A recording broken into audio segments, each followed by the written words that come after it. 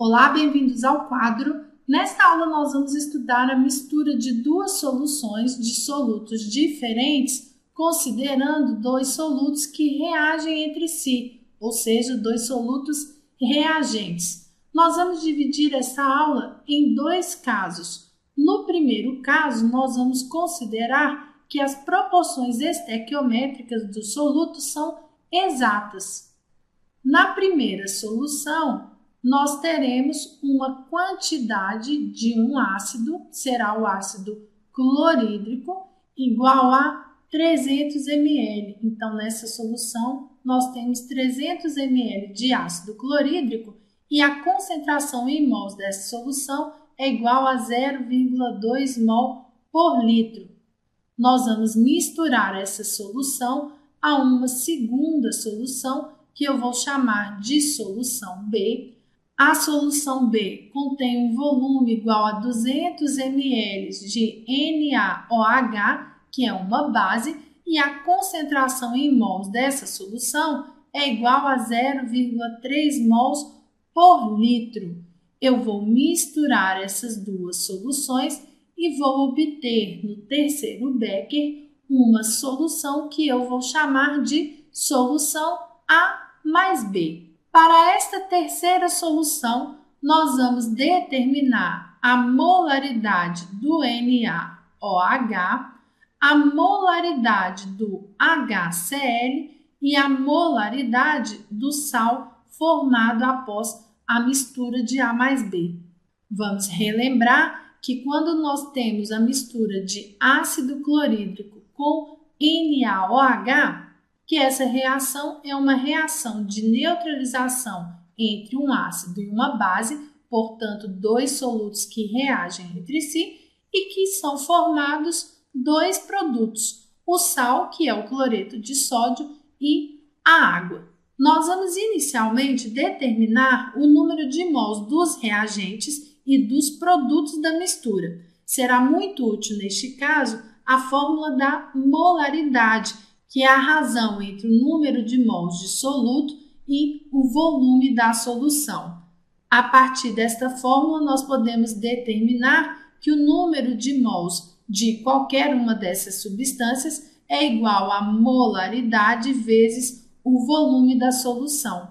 Para o ácido clorídrico, que é o HCl, a quantidade em mols será igual a 0,2, que é a concentração molar da primeira solução, da solução de ácido clorídrico, vezes o volume da mesma solução, que é 300 ml. Porém, o volume deve ser dado em litros. Então, 300 ml será igual a 0,3 litros. O valor de N para o HCl será, portanto, igual a 0,06 mol de HCl. Para o NaOH, o hidróxido de sódio, a quantidade em mol será igual à concentração molar da solução de hidróxido de sódio, que é igual a 0,3, vezes o volume dessa solução em litros. N será, portanto, igual a 0,06 mol de hidróxido de sódio. Vou escrever novamente a reação de neutralização entre o ácido clorídrico e o hidróxido de sódio, produzindo o sal mais a água, para nós compararmos as relações estequiométricas. Nós temos que 1 mol do ácido reage com 1 mol da base e produz 1 mol de sal e 1 mol de água. Antes da reação acontecer, então nós vamos anotar aqui as proporções em mol antes da reação para cada uma das substâncias. Nós tínhamos 0,06 mol de HCl e 0,06 mol de NaOH. Isso antes da mistura. Não havia, portanto, sal nem água, sendo a água produto da reação, não a água da solução. Durante a reação, após a mistura das soluções A e B, reagiram 0,06 mol do ácido e 0,06 mol da base. Por quê? Na reação, as proporções estequiométricas são de 1 para 1, ou seja, a quantidade em mols de ácido que reage é igual à quantidade em mols de base que reage. Portanto, 0,06 mol do ácido disponíveis na solução A irão reagir com o 0,06 mol de base disponíveis na solução B. Dessa reação, serão originados 0,06 mol de sal e 0,06 mol de água, já que a proporção entre os produtos e os reagentes também é de 1 para 1.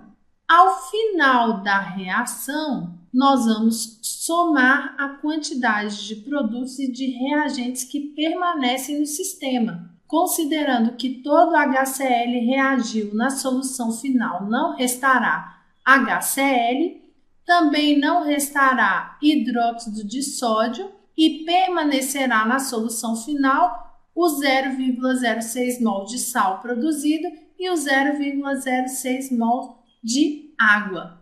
Na solução final, a molaridade do HCl será, portanto, igual a 0, assim como a molaridade do NaOH.